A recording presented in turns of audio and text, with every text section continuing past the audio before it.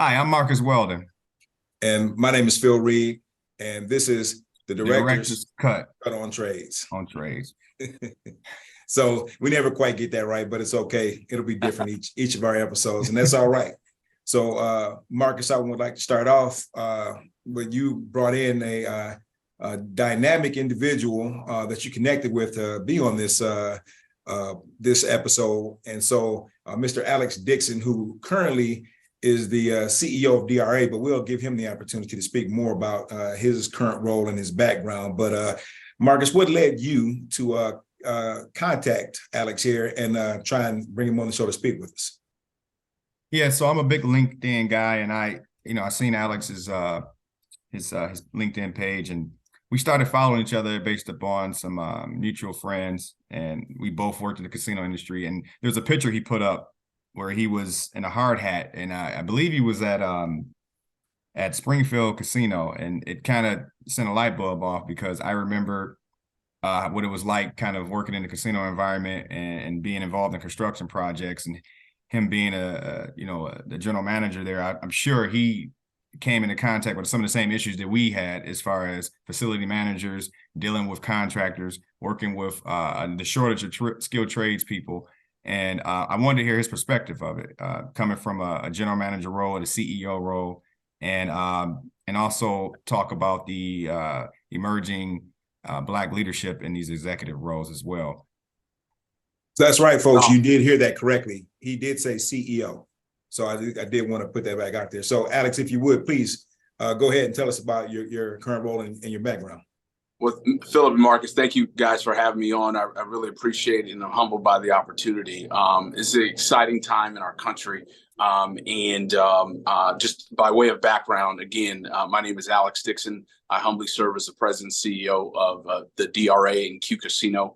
But by way of background, I'm a third generation, really, casino employee. I'm from Las Vegas, Nevada.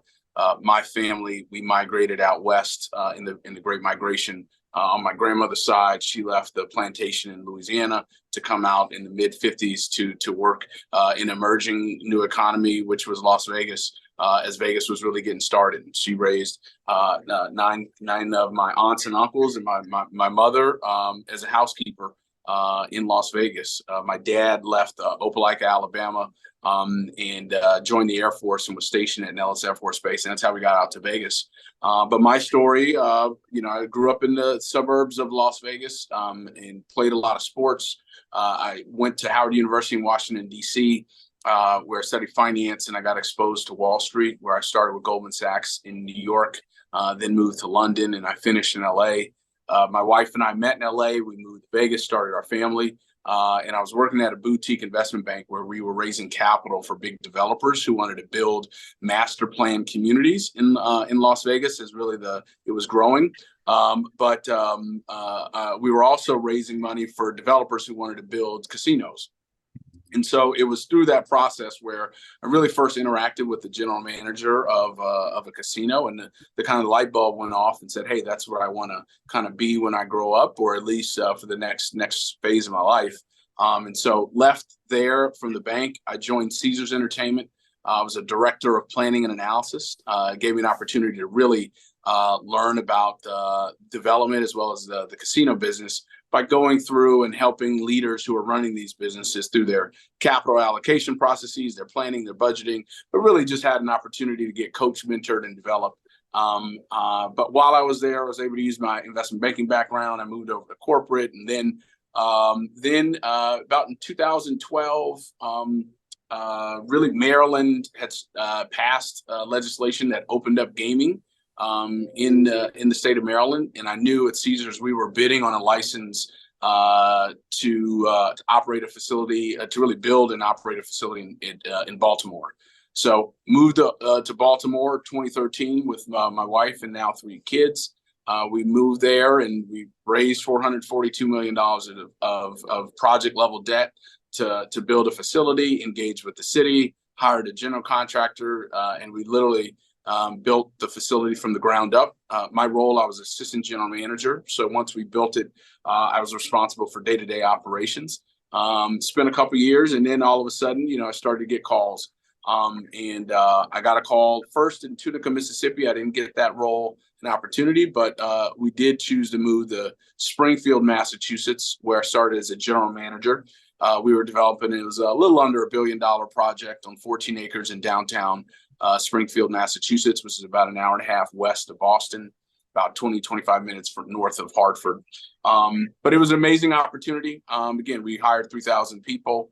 We also operated an 8,000 seat arena, ice hockey facility. We had minor league hockey there, but bowling alley, movie theater, hotel, casino, full on beverage, food and beverage. Stevie Wonder opened up for us once we opened up the property.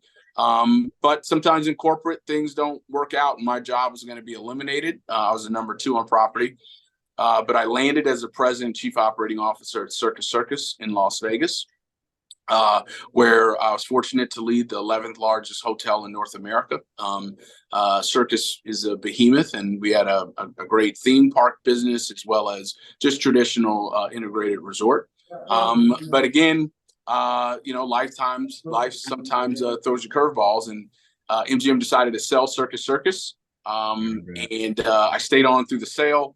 But then I found myself running a laundry company. So we had about 1,200 people in Las Vegas doing laundry. COVID hit, and we went to less than 50. I mean, it was a very difficult time within Las Vegas history. But once we came out of COVID, I got a call from a nonprofit casino in Dubuque, Iowa. And my wife and I and our kids, we moved here to Dubuque. And now, again, I serve as the CEO of Q Casino, which is effectively owned by the city of Dubuque. We give all of our profits. 1/3 of it goes to the city, 1/3 of it goes to charity, and now 1/3 will go towards development. And we're in the midst of redeveloping this small island that we're trying to make a little Martha's Vineyard of the Midwest is the best way to describe it. And so we're in the throes of development. And so it's, again, a pleasure to be with you, but hopefully that gives you a little bit of the arc of trajectory of my career, and appreciate the opportunity. So I'll say that for me, just hearing that, that's a wealth of experience in all different forms. I mean, like you said, finance coming out of Howard, a great HBCU, and then making your way over into corporate and having various roles, general manager, assistant general manager, up to president, chief operating officer. And then having it open up casinos. So when you opened up Springfield, how did that? So this is a trades podcast. So how was your experience with working with the construction team? How much personal interaction did you have with the construction team, or as the general manager, or how were your interactions with whomever acted as the owner's representative at the time? Yes, no, so great questions. And actually, I'll take you back to Baltimore, because that was really the first time, an opportunity that I had to see a project, not just from a capital raising perspective, but, being able to go to Wall Street to ask for money, but then be responsible, be a part of the team that's responsible for deploying those funds, but then sitting at meetings where you have the owner, architect, and the general contractor together. We call them OAC meetings.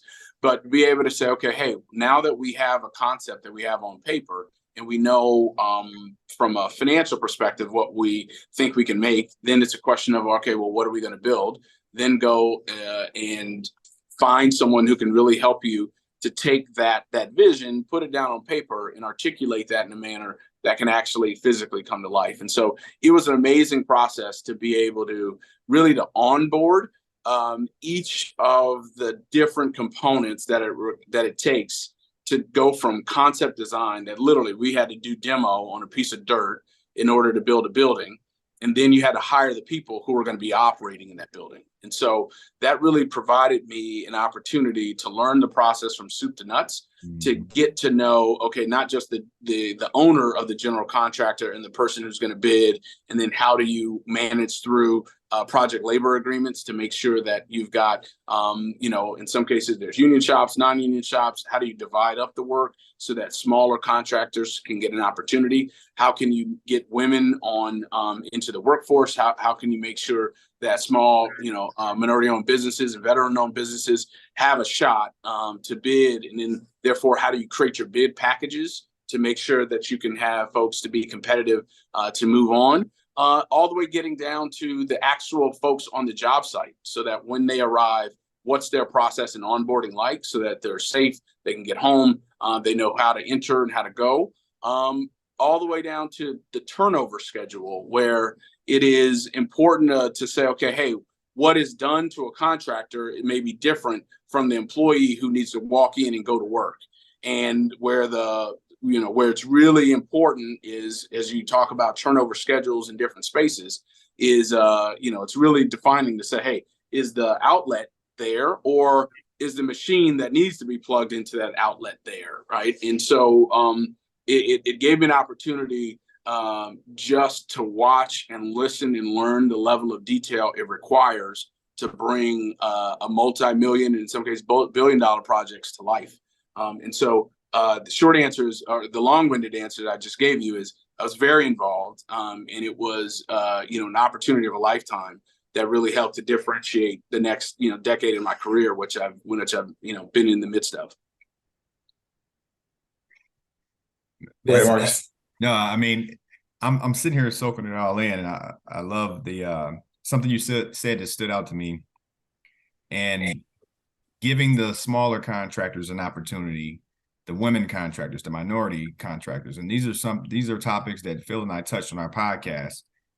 We've had minority-owned contractors. There were actually one of them, Detroit Voltage, a Black woman who owns the company, and took, started without the electrical background, without the construction background, but had the understanding of how finance works, how the construction world works through her other experiences that she worked, and created this company, and then had the opportunity to bid on jobs.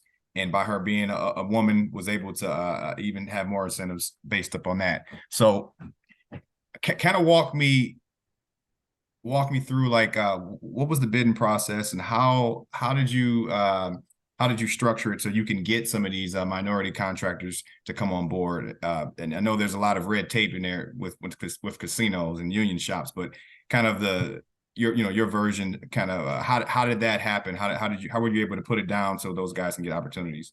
Yes, no, it's a great question. I think first and foremost, opportunity comes when there are new opportunities. And so a prime example of this is, if you look at Maryland, there, Springfield, Detroit's a little bit different, but not even different, is no different, I should say. But the short answer I would say is, number one is political will is what there has to be some form of a burning platform to be able to say, this is something that we should pay attention to. Right. Because to do the status quo, it's easy. I mean, it's just like running a casino. If you're the only game in town, you really don't have to be that creative, because you can just open your doors, and so there's no need to do anything different from the past. And so I think, even to take a step back from the narrow question of how do you structure the process, is I think you have to take a step back and just say, okay, hey, what is, where are we at in not only American capitalism, but within our the long arc of history as it relates to American business? Because that's what we're now finding, is that really, if you think of land and real estate is a function of families. For the broader, most of the really world, people pass down real estate through families. And so that's number one. So then if you think about all the things in the supply chain that touches land, for the better part of our nation's history, is that we, meaning Black people, have not been landowners, and then have not been in the, let's say, the strategic sourcing stream of the people who supply things, goods, services on land. And a big portion of bringing that land from its raw state to actual structures are tradespeople. And so you then have created, there are people who finance land, there are people who own the land, there are people who build the land. And all of those structures, let's say, in many cases, have let's say, kind of familial lineages, right? So, bankers, begat bankers' kids. You know, if you're a landowner, you know Right, how to right. own land. If you're a blacksmith, if you are a tradesperson, many cases those skill sets were literally passed down through either familial lineages or whatever else. And so if you then you take that and you just says, okay, yeah, that all makes sense. You then think about our country in the 1950s and 60s, and we think about the confrontations that took place at lunch counters all across America. And we think of the human indignity of Black people not being able to sit at a lunch counter. And that, like, we get it. And then we think that once we had the ability to integrate or just come into retail spaces, which is a function of land, that, you know, hey, kumbaya, and we're moving forward. But you then play that out 30, 40 years later, now as we get into, you know, now in the, you know, 60 years later almost, is what we didn't fully integrate were many of the, you know, whether it's the trades or the supply chain that built that lunch counter, right? And so now, as we have a demographic shifts in our country, is that we are producing more, whether it's people of color, or more so it's just we're producing more people who need to go into work in trades or in aspects of business or real estate that have not, let's say, learned those aspects through years and generational lineages and families. And so what is now happening is that we've got to catch up in all of those different areas. But what is so acute is that the families that have traditionally produced enough people to do these trades, they aren't producing kids fast enough. And so it's requiring us to go find Black, brown, or other kids, or just different kinds of poor white kids, in order to go and fill other needs. And so what we're trying to do is integrate families. And guess what? It's hard. I mean, it's hard, period, right? And so to that end, what we then have to say is we need to be able to find a way to be able to do that.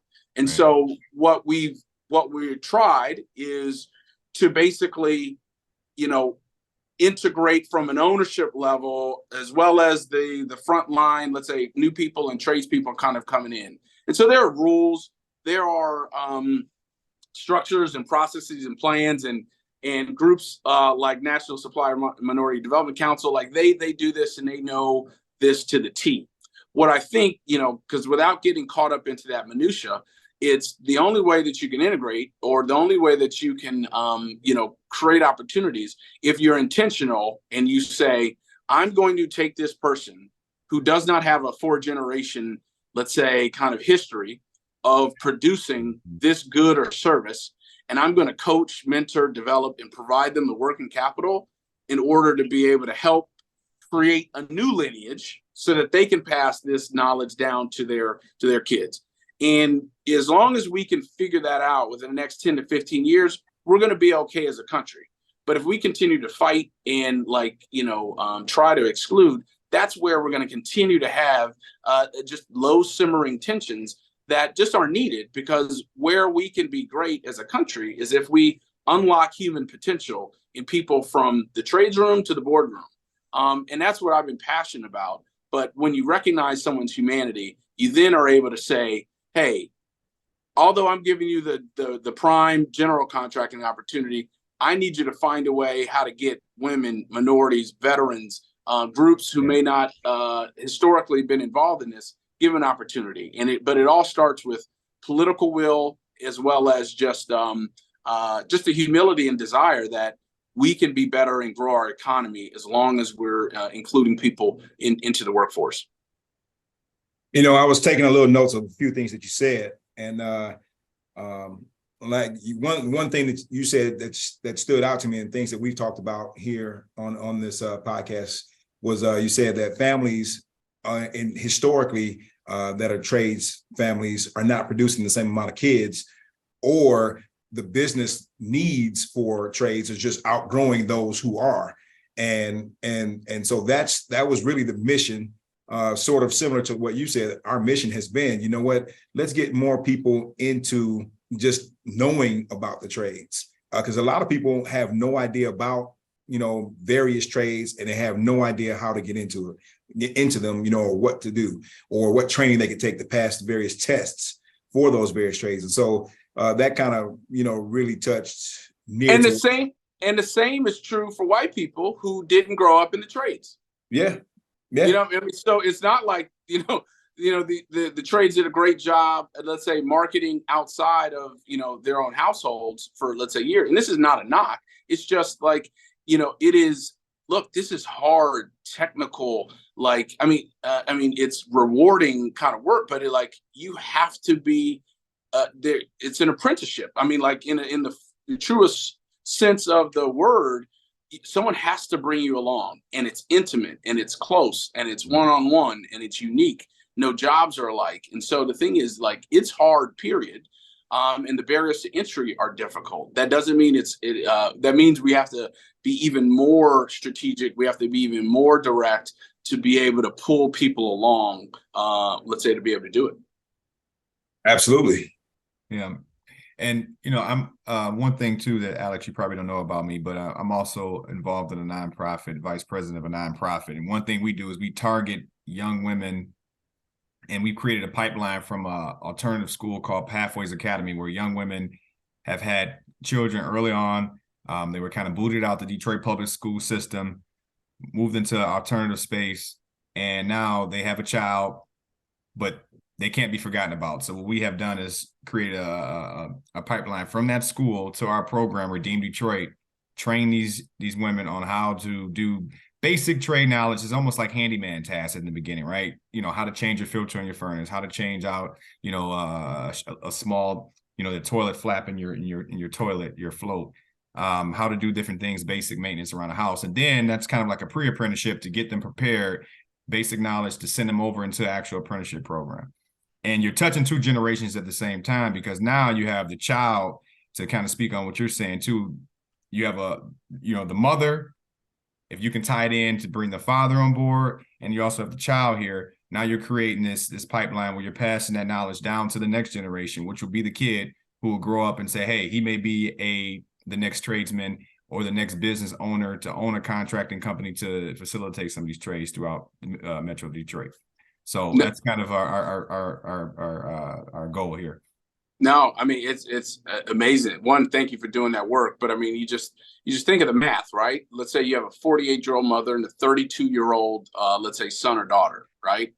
They can spend 20 years together, like building a phenomenal business. And so there's a little bit of, I think sometimes is that, we oftentimes, think of the challenges, let's say, that we kind of go through, but specifically the pool of population that you have is you're going to have, folks who, again, can work for the bulk of their kind of prime working years, let's say, together. And so as you think about this is, what you've got to be doing as vice president of leadership is to say, okay, hey, let me be thinking 2-3 steps ahead, because once this person, and once we have enough of a cohort, like, what are the needs that they're going to have as they matriculate, let's say, through. Right. So eventually they're going to get licensure, right? And so then there's going to be this period of, hey, I've got these skill sets, but in order to go to this trades thing, I got to put out cash, where there's going to be a need for working capital for them to get in the program and to be able to go through, or to be able to say, hey, all right, I got this good job, but I need last month's, let's say, rent in order to get into a nice place.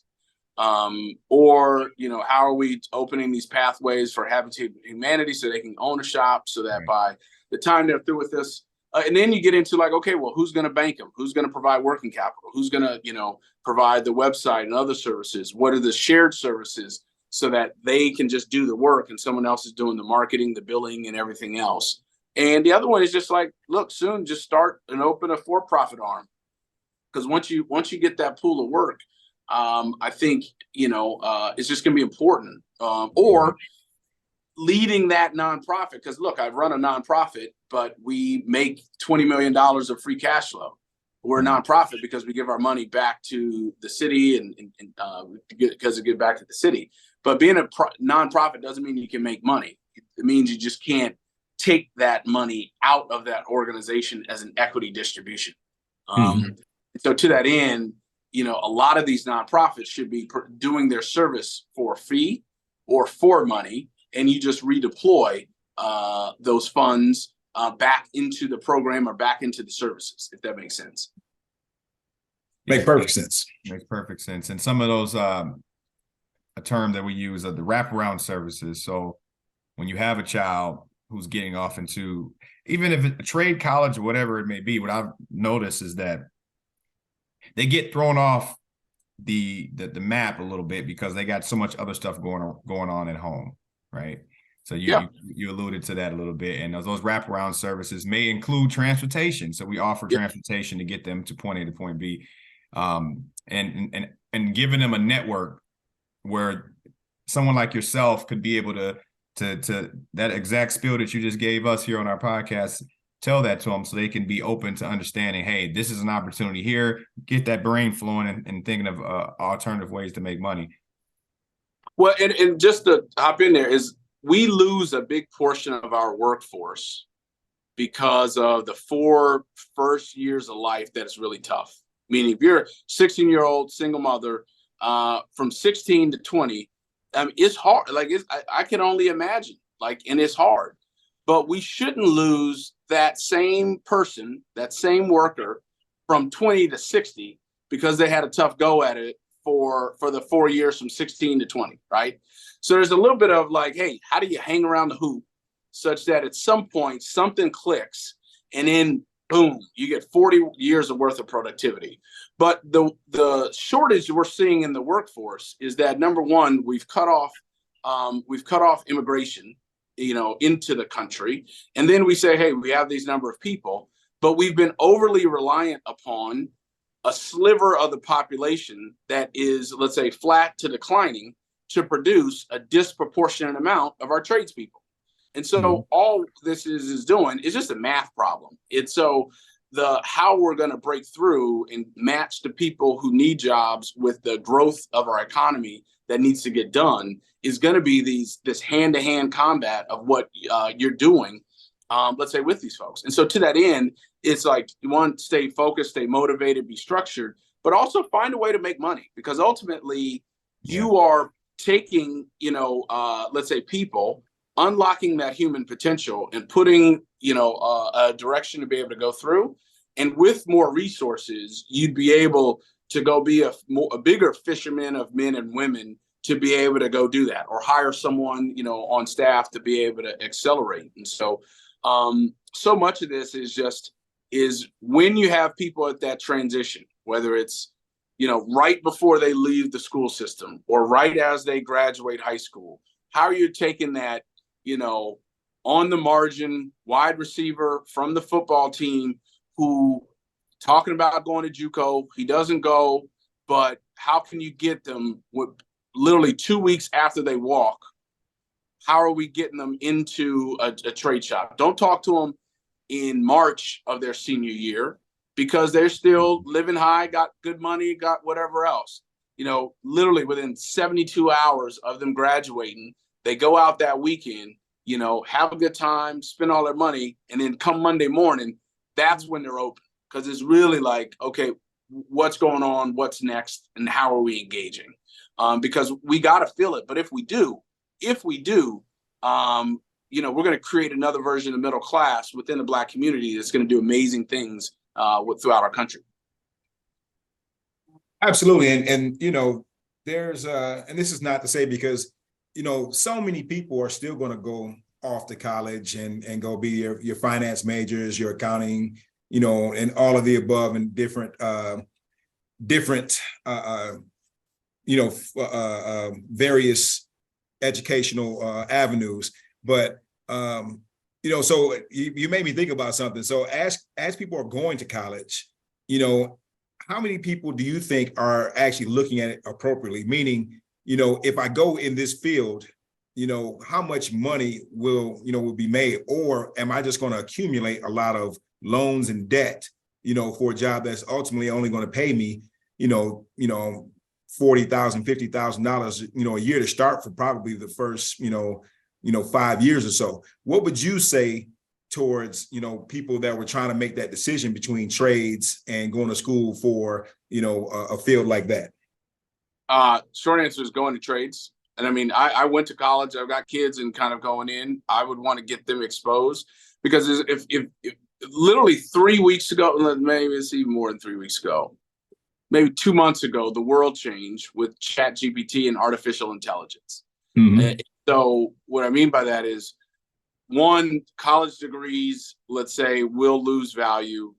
Literally, there are small colleges, that are gonna close all over the country, period.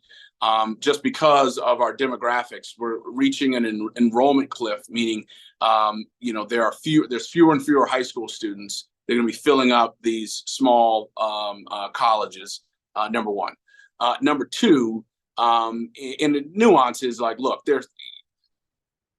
college is not bad. I went to college and it was a great experience, a number of things. But if we look to be able to say at white collar jobs that are typically produced by those who are particularly occupied by those who go through college, artificial intelligence is going to cut so many of these jobs and opportunities, because it's going to be easier to automate white collar jobs than it will be to automate physical manual. Not even when I say manual, but there has to be someone physically has to still build buildings, right? Like we're not going to automate so many aspects of the facilities. There will be automation within there, but there's a need and a dearth for people in the skills trades, period.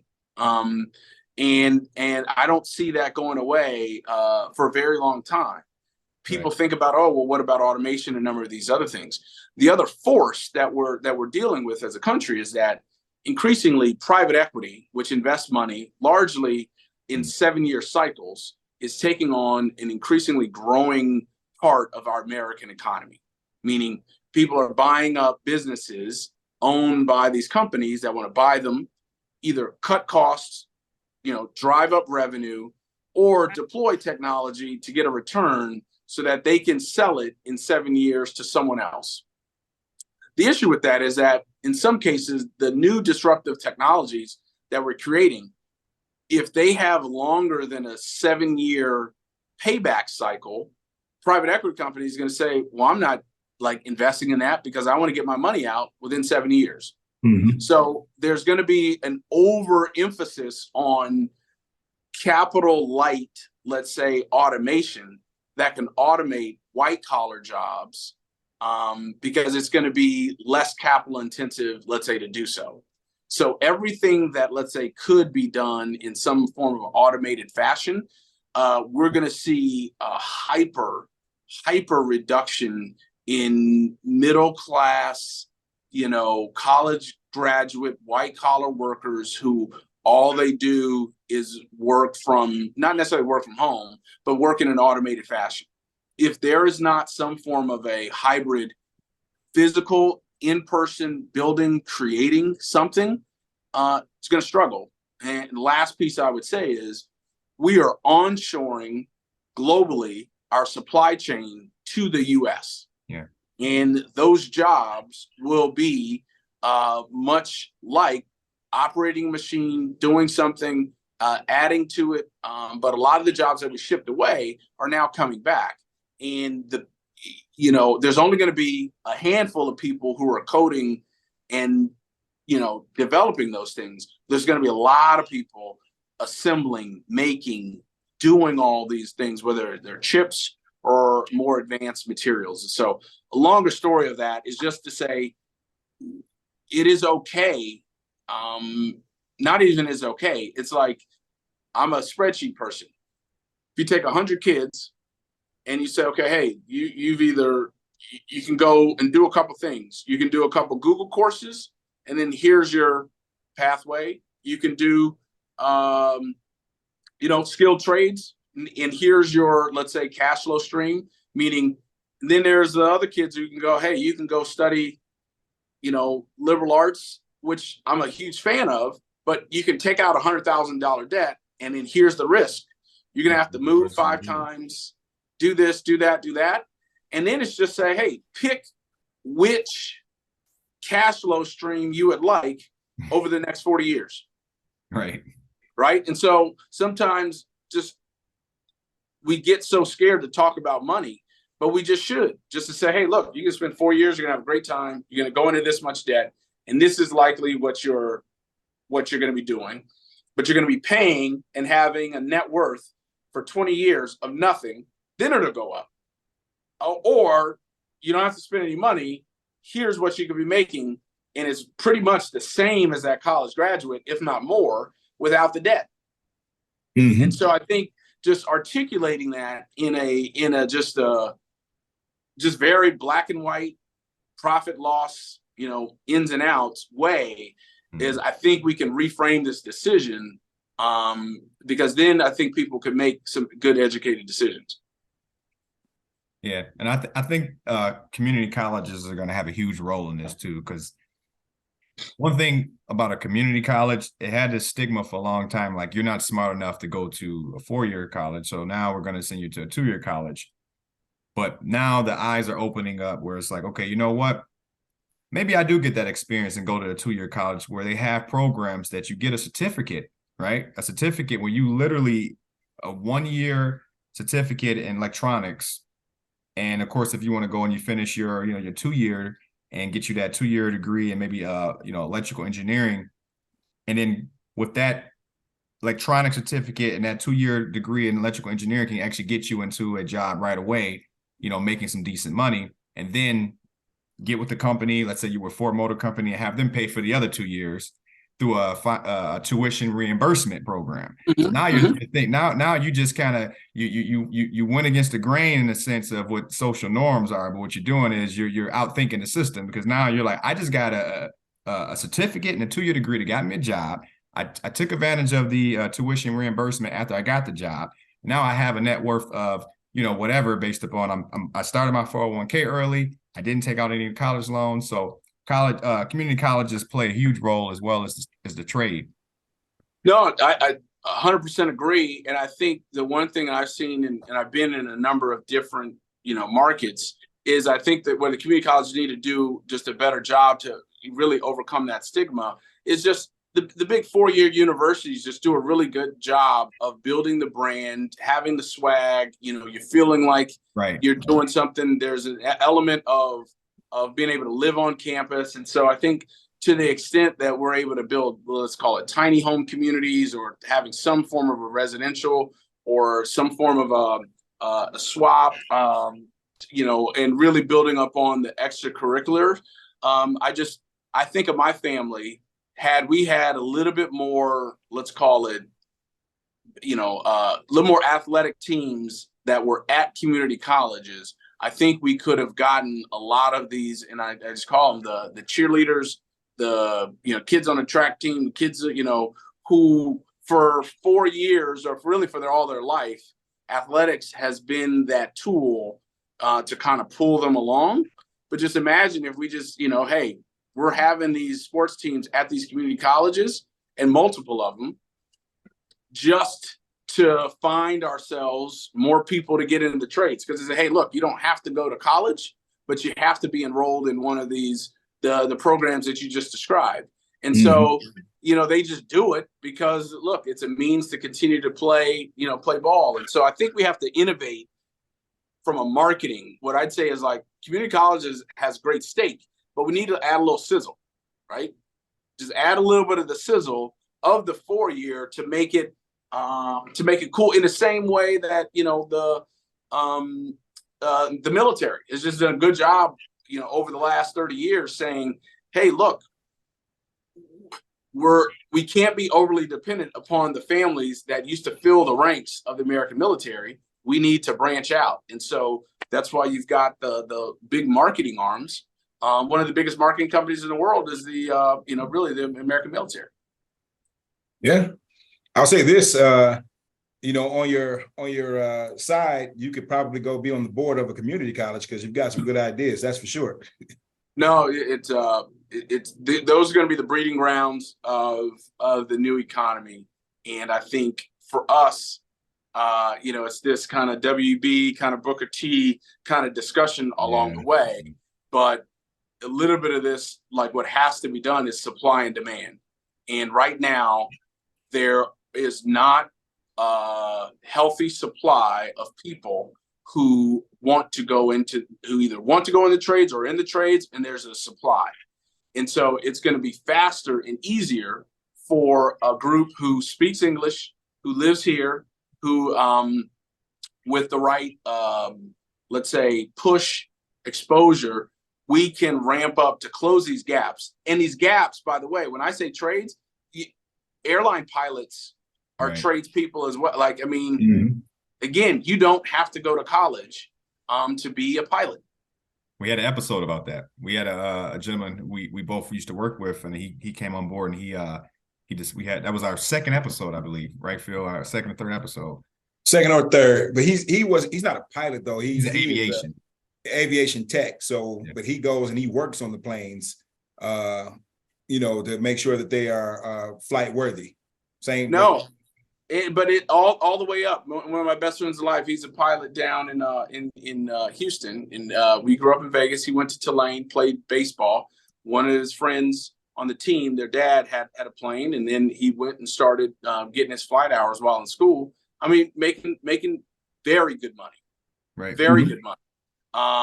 Far out. I mean, just look. This is just talk openly and plainly, right? You can make $300,000 a year being a pilot at these big places.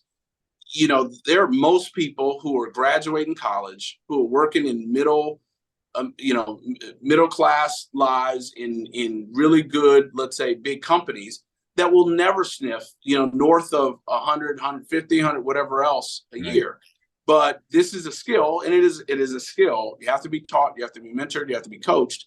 But because there is a shortage of supply, that rate, let's say, is going up. And so that's what I mean by that. It is, for certain people who have a vision, know that they want to be, in the white collar workforce, be great. But as long as we are living in modern society, like, there's going to be a need for people to do real things that touch people, that build things, that manufacture things. And that's where this is swinging between the CHIPS Act, which is $50 billion to onshore, microchip manufacturing, or, really just the infrastructure that's going in, that'll be flowing through the economy for the next 5 or 6 years. And then just to the long-term manufacturing. So it's got to be a supply. It's a supply and demand. Absolutely. And like you said earlier, there's always going to be a need for people that have to do certain things. You can only automate so much. So, because they have automation in the planes, but you still need, a pilot on board to make sure everything is running smoothly, or if there's a failure of some kind. So there's certain things, there's certain jobs and professions that are never going to go out. You need refrigeration techs, you need electricians. And I don't want to skip over the fact that all three of us have had opportunities, let's say within gaming and casinos. And so, my big break came from, opening up in Maryland. But I'll tell you, I knew when Maryland was opening up, I said, hold on, if I'm at Caesars Entertainment and I'm, in this case, I was 32 and one of the more senior Black people within the company of 60,000, right? I said, hold on, if we're building a casino in Maryland, in Baltimore, I know at some point, most companies like to have, let's say, leadership that reflects their communities. I raised my hand and went out. And so from there, we were to hire 2,200 people. And I can't tell you the number of people who have then gone on and splintered out and had great careers as new economic opportunity came about. And so, my understanding that both of you spent time at MGM Grand Detroit and were able to kind of go on. And so I'm a proud MGM alum. But I think what it's important to note of this role in gaming, I'll give you a prime example. 37 years ago, tribal gaming really didn't exist within the U.S. But the federal government approved the Indian Gaming Regulatory Act, and now tribal gaming operates 42% of all revenues generated in the U.S. go through and are played on tribal lands. And so, if you think about that expansion, we as African Americans comprise about 20% of the workforce within casinos. But we don't comprise 20% of the CEOs or of the general managers and directors. But if you think about where casinos have really developed over the last, really decades, starting with Detroit, New Orleans, soon to be Chicago, New York, Dallas, Houston, hopefully soon to be Atlanta, hopefully 5 of the 6 cities in Virginia. All those cities just named all have black mayors. Right. All have black mayors. And so to that end, this convergence of physically building new structures, the trades and gaming, there's a convergence there that our industry plays a big role in populating some of these new roles. Because as you know, Ernest Phillips, who started out there, or Ernest, out in Detroit, he ended up being a facilities manager with me out in Springfield. Jason Rosewell, who started out in ballet in Detroit. Detroit, right? And then moving on. And so the whole piece is as we think about, let's say, call it breaking into trades, or breaking into the construction period, this new economic opportunity around casinos can be a tool to really populate, let's call it facilities management, trades, construction management, OAC, design firms, all of the above. And so when there's new emerging opportunities that require physical development, that's where I think we can play a big role in expanding opportunities for people who come from our backgrounds. Absolutely, it's well said. And even add to that too. Once you're in a trade, you got that stereotype of dirty hands. You always be, outside, hard hat. But there's a pathway where you can transition from the boiler room to the boardroom, right? And facility management is a whole other career path that you could take. And now a lot of colleges are offering degrees in facility management, within the past 20-some years. But you don't have to be a guy to say, all right, I just, I want to get in trade, but I'm not going to do this back-breaking welding my entire life. I want to be able to eventually go to a white collar type of position. So to your point, when we're talking about the facility managers, the facility directors, the vice presidents, there's an opportunity in facility management where you can go from the trade, the boiler room, to the boardroom, and then have these kind of conversations that we're having and be part of the development, be part of the actual groundbreaking management side of things of creating a casino, building it from scratch, starting and being able to be a project manager. So this is something too that a lot of kids need to hear about. They don't look at that as a career path. You rarely hear a kid say, you know what, I want to be a facility manager. Like you don't hear that. Yeah. This is something that you don't hear. But when they talk to people like Phil and I, and they understand, like, hey, listen, this is a career path that can really be lucrative and can take you far. I 100% agree. Most kids will tend to say, I want to do something that either my mother or father did. Mm-hmm. Like there's a big portion of, let's say, the dentists that I know, their parents were dentists, right? Like, the doctors I know, their parents were doctors. The lawyers I know, their parents were lawyers, and so what we've got to do is like, we have to take the same great migration that physically, let's say, took us all over the country. There has to be a great migration into different fields of American business.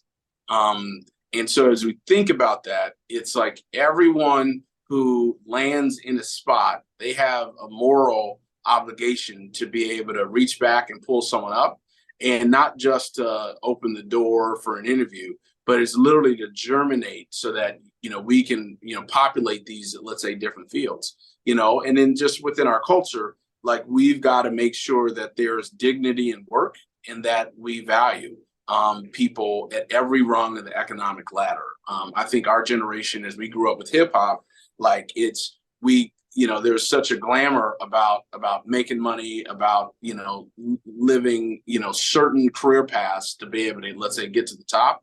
But what's so amazing is that, even within sports and entertainment, we're venturing out into the other parts of the ecosystem. And so it's just going to take time.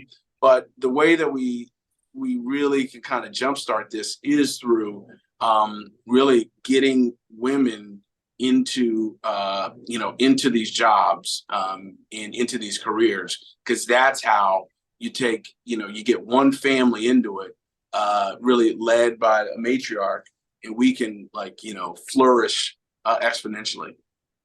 Absolutely. Alex, you said it's our responsibility to reach back. So there's a saying that I really first heard, from my fraternity brothers, and it is lifting as we climb. And so that is, and I've always tried my best to kind of operate in that fashion, as I progress, in my personal career.